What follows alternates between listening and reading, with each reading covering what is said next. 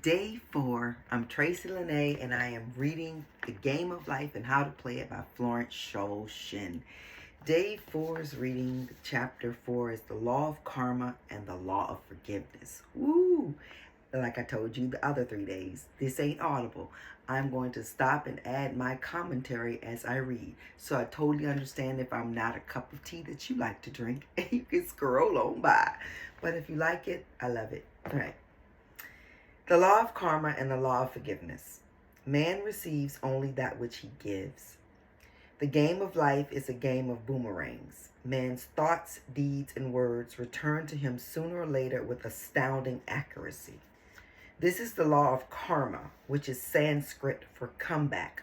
Whatsoever a man soweth, that shall he also reap.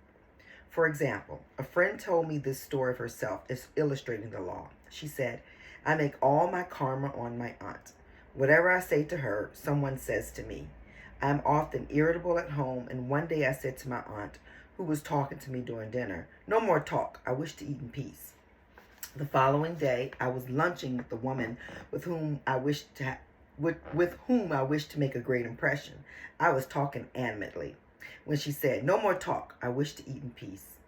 My friend is high in consciousness, so her karma returns much more quickly than to one on the mental plane. I am high in karma. If I do it today, it's coming back to me today. Lots of us are high in karma, but what that means is we're high in consciousness and we know better, so we should be doing better. And karma says, now you know better than that, so hey, come over here. Can you say something to her because she just said something ugly? Can you cut her off in traffic because she just cut somebody off? Can you do that for me? Because, I got to teach her a lesson. Karma's like, I got to teach you because the only way you learn is through lessons.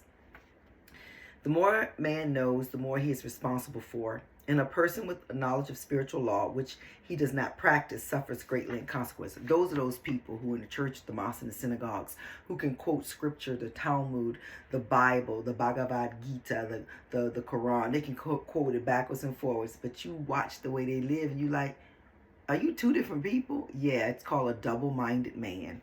And their karma comes back to them. I do believe, though, that sometimes they're so spiritually dead, they're just religious, and they can quote things from a memory. It's like an actor in a soliloquy. You just memorize all of the lines, but you're not into the part. They're not into the part sometimes. So those people, usually their karma is just building up until one big bang, so they can wake the fuck up. Is that you? If it is, it's coming, and you're going to wake up. The fear of the Lord, law, is the beginning of wisdom. If we read the word law, it will make many passages in the Bible much clearer. Vengeance is mine, I will repay, saith the Lord, law. It is the law that which takes vengeance, not God. God sees man perfect, created in his own image, imagination, and given power and dominion. This is the perfect idea of man, registered in divine mind, awaiting man's recognition. For man can only be what he sees himself to be, and only attain what he sees himself attaining. Stop for a second and think about where you are in your life right now, spiritually, mentally, emotionally, physically, and financially. That's what you're seeing. If you want to see something different, the best way to do it is to get a journal, and I'm working on a journal that will help you with this, and to set the goals in each of those disciplines, and every day, several times a day, check back, put a reminder on your phone to look into it. You've got to change your mind. Reprogramming your mind is going to take commitment and consistency. It's not going to reprogram because you do it one time. You can't say one affirmation, I feel like a millionaire, I am a millionaire, one time and become a millionaire. Now, if you did do that, because nothing is impossible, the word itself says impossible, impossible, impossible. If you do that, it's because you were really ready for it. And when the words came out that mouth of yours, the power of life and death are in the tongue, and you got that life. Yes. Where was I? Nothing ever happens without an onlooker, is an ancient saying. Man sees first his failures or successes, joy or sorrow, before it swings into visibility from the scene set in his own imagination. We have observed this in the mother picturing disease for her child, or a woman seeing success for her husband or herself. Jesus Christ said, well, this book was written in 1930, so it was all about the husbands. You couldn't even get a bank account. You couldn't drive. You could just breathe and make babies and food. You can make biscuits, babies, and that other thing. That's what you was doing to make the babies. That's all you could do back in 1930 as a woman. You couldn't use that beautiful brain God gave you for a lot more. Some women did. The NASA women did. Lots of women did, but the majority didn't. Nothing wrong with having a husband. But you got to be the love of your life, boo. Because if you are the love of your life, that means you will give the best of yourself and you will receive that back. If you are the love of your life, if you are the one you have been waiting for, you will go out in the world and bless it with your presence. And that man will be just like the Bible says. The proverb says, when a man finds a wife, he finds a good thing. He finds a good thing. That's what it says in the Bible. Yes, it does. Jesus Christ said, and ye shall know the truth, and the truth shall make you free. So we see freedom from all unhappy conditions comes through knowledge, a knowledge of spiritual law. Obedience precedes authority, and the laws obey man when he obeys the law. The law of electricity must be obeyed before it becomes man's servant. You got to harness it. It's always there, but if you don't harness it, it's just all over the place. When handled ignorantly, it becomes man's deadly foe. So with the laws of the mind. For example, a woman with a strong personal wish wished she owned a house which belonged to an acquaintance, and she often made mental pictures of herself living in the house. In the course of time, the man died and she moved into the house. Several years afterward, coming into the knowledge of spiritual law, she said to me, "Do you think I had anything to do with that man's death?" I replied, "Yes. Your desire was so strong, everything made way for it. But you paid your karmic debt. Your husband, whom you loved devotedly, died soon after, and the house was a white elephant on your hands for years. Don't want what other people have. You can have things for yourself. You don't have to want another woman's husband, another man's wife, another person's car, job, career, success, none of that. You can have it for yourself. Stop being lazy. It's lazy. You want somebody else to do all the groundwork, and you come on in and take over. That never happens. That man helped that woman to get to where she is. So if you come in and take her, you're not getting her what he made, because what he helped make, I'm not going to say make, what he helped to make, you're not getting that. What you're getting is her broken and bruised and confused, and she going to go right back to that same thing if it's a woman. A woman think, oh, I'm coming in, I'm going to take that man, he going to be mine, he going to do for me like he do for her. And he might do it for a while because that's what he does. But then what happens is, because he has that type of mindset that he can be sneaky and deceitful, now your position is open because, see, you move places. You move from side chick to main chick. Well, side chick position is open because we know he's a side chick type of man because he had you. Now your position got to be filled, boo. Don't get mad, Don't hate the player, hate the game. The original owner, however, could not have been affected by her thoughts had he been positive in truth, nor her husband, but they were both under karmic law. That's that thing in the Bible where it says, guard yourself. You got to guard yourself. You got to keep yourself prayed up. You have to put on the whole armor of God, because people can get in your spirit. Oh, yes, they can. Energy is never destroyed. It just transmutes itself. You remember that movie, I think it was called Fallen, where the people would touch people and they would jump into them. Denzel Washington was in it. So in that movie, it was just them using one of the spiritual laws of transmutation. So Denzel was trying to figure out how to do that and go, time is on my side. Yes, it is. That's what the devil was saying, that there's no devil here. So me saying that there's no devil here, this vessel is pure. Okay, where was I at? Okay. But they were both under karmic law. The woman should have said, feeling the great desire for the house, infinite intelligence, give me the right house, equally as charming as this. A house which is mine by divine right. That's what she should have done. 1992. My aunt had just bought a Mazda 929. I came from New York to go to my sister's graduation in D.C. 1991. Sorry. We go to the graduation. I sit in my aunt's car and I said, oh my God, I want this car one day. I'm gonna own this car one day. Now, I was thinking the car like it, but what I said was I'm gonna own this car one day. I went back to New York and I wrote out, because I've been doing this for a while. I wrote out, I'm going to own the Mazda 929, and I described my aunt's entire car. Time goes by, we move, I meet my husband, we get married, we start having children, we decide to move to Virginia. We moved to Virginia And in 1999, my aunt comes to me and says, I'm trying to get rid of this car. I'm getting a new car, but it does need a new transmission. I'll give it to you. I'll just give you the car. You can just get a transmission in it. I got that car. But you see, I had to wait till it wasn't hers because I didn't ask for the car like it. I said, I want this car. I, in my mind, meant this car, the Mazda 929. But what I had said was, I want this car. And the universe said, she'll have this car when Aunt Stella is finished with it. And I did have that car. And it lasted for many years. And then when my husband and I were in a really good financial position, we bought a car and we gifted that car to one of our employees because she needed a car. She had 3 children in her car, and we gave it to her. I'm not saying it to brag. I'm just telling you what it is. Okay. Okay. Where was I at? The divine selection would have been given perfect satisfaction and brought good to all. The divine pattern is the only safe pattern to work by. Desire is a tremendous force and must be directed in the right channels, or chaos ensues. In demonstrating the most important steps is the first step, to ask aright. To ask aright. You can take somebody's spouse from them because you pray for it. You can, and if they're not protected, you can get right on up in there. But you gonna get what you deserve for that, because it wasn't right. God didn't gift you nobody else's husband or nobody else's wife. You gifted yourself.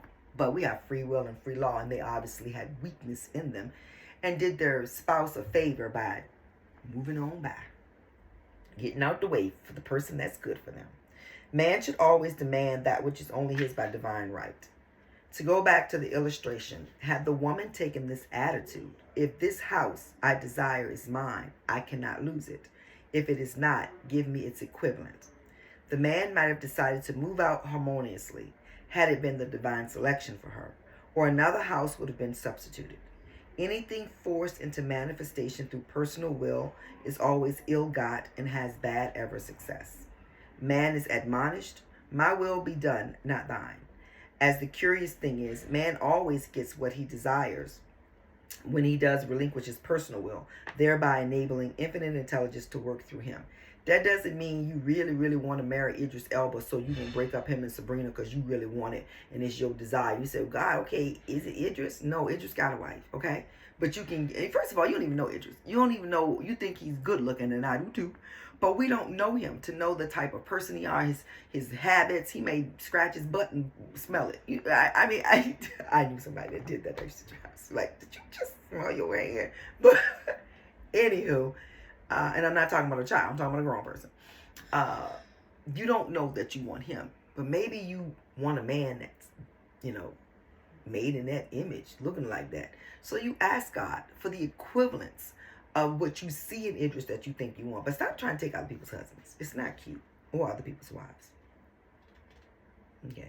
Stand ye still and see the salvation of the Lord. Law. For example, a woman came to me in great distress. Her daughter had determined to take a very hazardous trip, and the mother was filled with fear. She said she had used every argument, had pointed out the dangers to be encountered and forbidden her to go. But the daughter became more and more rebellious and determined. I said to the mother, you are forcing your personal will upon your daughter, which you have no right to do. And your fear of the trip is only attracting it, for man attracts what he fears. I added, let go and take your mental hands off. Put it in God's hands and use this statement. I put this situation in the hands of infinite love and wisdom.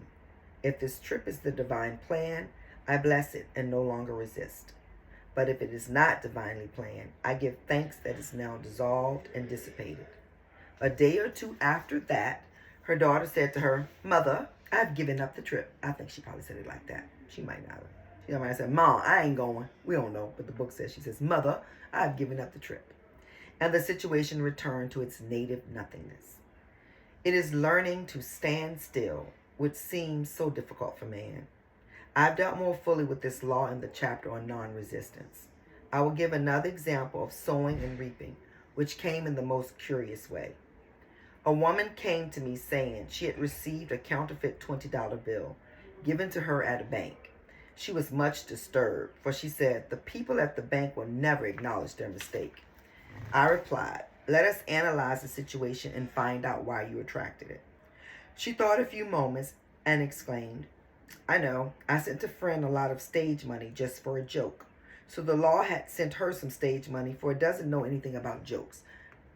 Spiritual law, the universe, they don't know nothing about you going, I just play it. They don't know. So stop saying stuff like, I'm broke. Cancel, delete. You are not broke. You see how I said cancel, delete after I said it, because I'm not broke. So it's like, see, like a mental computer in your mind. And when you say something, you know how if you're writing something in a Word document and you want to erase it, you highlight it and you delete it.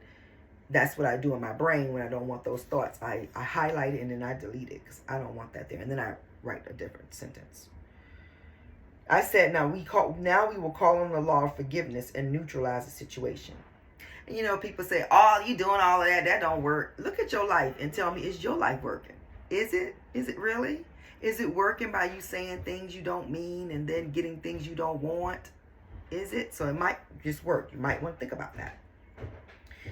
Christianity is founded upon the law of forgiveness. Christ has redeemed us from the curse of karmic law, and the Christ within each man is his redeemer and salvation from all inharmonious conditions.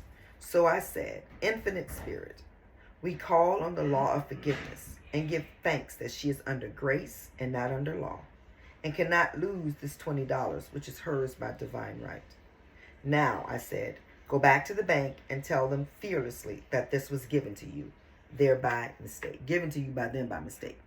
She obeyed, and to her surprise, they apologized and gave her another bill, treating her most courteously. That's because they knew that them counterfeit bills came from them. So knowledge of the law gives man power to rub out his mistakes.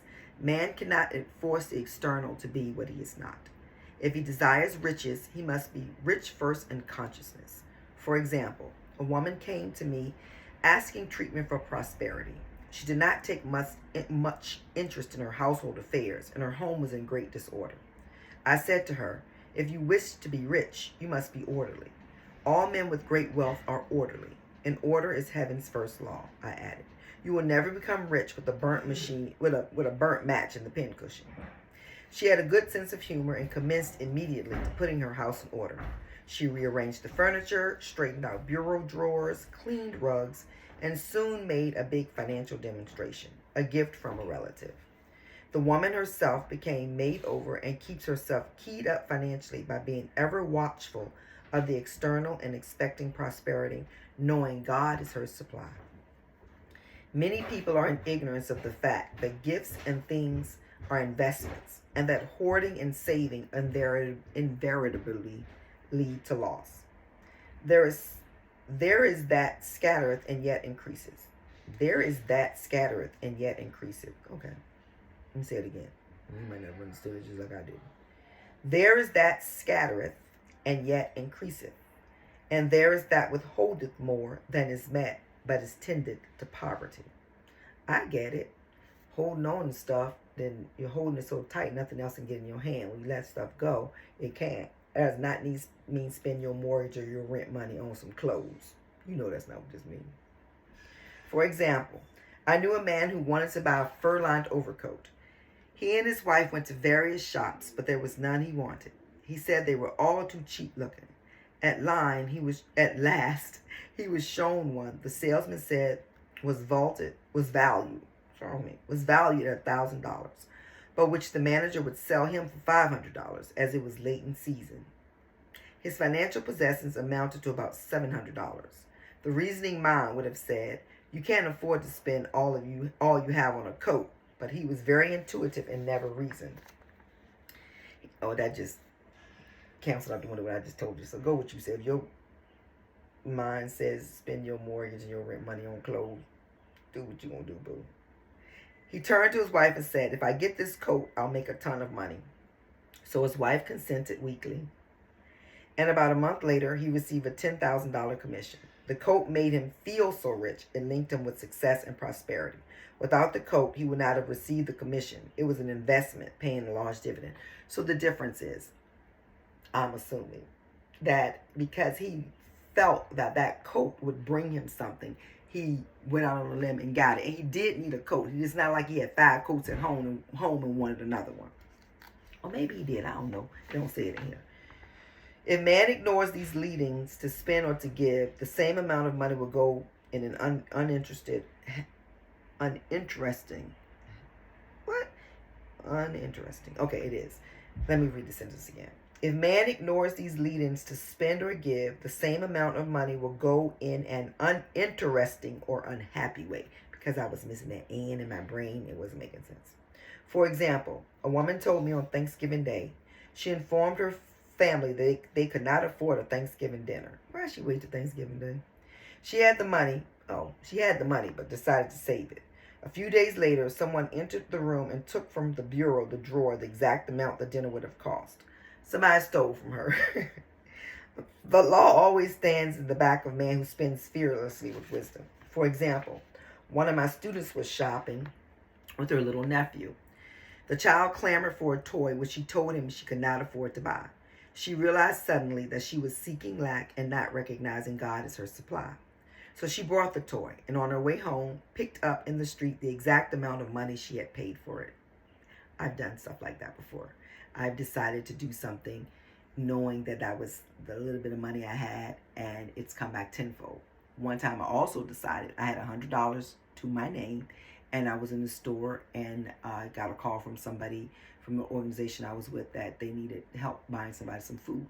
And I spent $60 buying them food and $40 buying my family food, thinking, oh, God's my supply. And we didn't have food for like another week until my husband got paid, because I wasn't supposed to do that. Because you know why? I did that out of the egotistical way of wanting to help somebody because everybody else ain't doing it, so let me do this. That was why I did it, and that's why I didn't come back. I had a haughty spirit about it. Like, you called everybody, they ain't got no money. Why they ain't got no money? Fine, I'll do it. That's why I did it. And that didn't come back to me because I did it for the wrong reasons. Man's supply is inexhaustible and unfailing when fully trusted. But faith or trust must precede the demonstration. According to your faith, be it unto you. Let me say that again. According to your faith, be it unto you. Put that on your heart.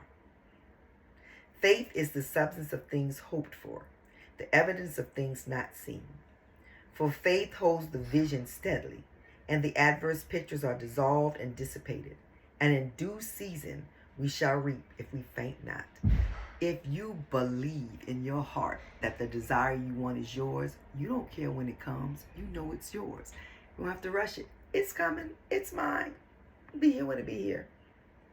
Jesus Christ brought the good news, the gospel, that there was a higher law than the law of karma, and that law transcends the law of karma, which is the law of grace or forgiveness. Hear that? You can do some stuff and under grace not have to get the karma for it. That's beautiful. Stop worrying about whether other people get the karma for theirs, though. Just worry about you, boo. Whew. It is the law which frees man from the law of cause and effect, the law of consequence, under grace and not under law. I don't believe that means you can keep on doing stuff, though, and keep getting that grace. Nah, because the Bible says that a fool returns to his folly, just like the dog returns to its vomit. So don't be a fool, because you're not a dog. And I know you're not eating vomit. Let's read that again. Jesus Christ brought the good news, the gospel, that there was a higher law than the law of karma, and that law transcends the law of karma. It is the law of grace or forgiveness. It is the law which frees man from the law of cause and effect, the law of consequence, under grace and not under law. There's a loophole in the law, y'all. We are told that on this plane, man reaps where he is not sown. The gifts of God are simply poured out upon him. Woo, I want that. I get that, though. You do, too. All that kingdom affords is his. This continued state of bliss awaits the man who has overcome the race or worldly thoughts. In the world thought there is tribulation, but Jesus Christ said, be of good cheer. I have overcome the world. You are not in survival mode, baby. You are in living mode. You are not trying to just survive. You are living. You are prospering. You are growing. And you may not see the fruits of your labor, but did you plant any? You say, well, the ship's coming back in, but did you send a ship out? Only a fool stands at the shore waiting for a ship to come back in. You ain't even sent one out. What you waiting for? The world thought is that of sin, sickness, and death. He saw their absolute unreality and said, "Sickness and sorrow shall pass away, and death itself, the last enemy, shall be overcome." We know now from a scientific standpoint that death can be overcome by stamping the subconscious mind with the conviction of eternal youth and eternal life. The subconscious, being simply power without direction, carries out orders without questioning, working under the direction of the superconscious, the Christ or God within man. The resurrection of the body would be accomplished. Man would no longer throw off his body in death, and it would be transformed into the body electric, sung by Walt Whitman. Go look for that. The Body Electric by Walt Whitman. For Christianity is founded upon the forgiveness of sins and an empty tomb. When I did this back, I read this book many times, but I have a note on here from April 17th in 2016. And I asked God to forgive me and to forgive all others and to put me under the law of grace. So I'm under the law of grace. So are you if you want to be. That's it for today's reading. Tomorrow we read Casting the Burden. Well, I read to you Casting the Burden, Impressing the Subconscious Mind. I'm so grateful for your time. I would love it if you like, share, and subscribe. It helps me, it helps you, it helps everybody. Then this gets out more. Again, it ain't audible, but I'm reading the word. Bye. Go have an amazing day. Under grace.